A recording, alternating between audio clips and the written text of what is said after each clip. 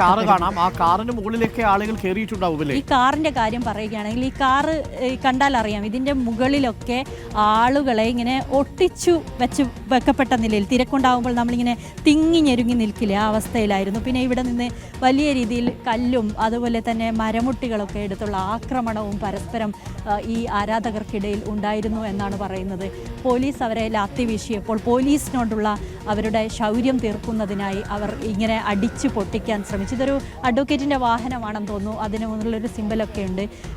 എന്തായാലും ഈ വാഹനം അന്വേഷിച്ച് ഇതുവരെ ആരും എത്തിയിട്ടില്ല. ഇതിവിടെ നിർത്തിയിട്ടിരുന്നതായിരുന്നു. അതാണ് ഈ പരുവത്തിൽ ആയിരിക്കുന്നത്. അപ്പോൾ ഇവിടെ നടന്നത് എന്താണെന്നുള്ളത് നമുക്ക് ഇതിൽ നിന്നൊക്കെ ഊഹിക്കാം എന്നതാണ് ഇക്കാര്യം.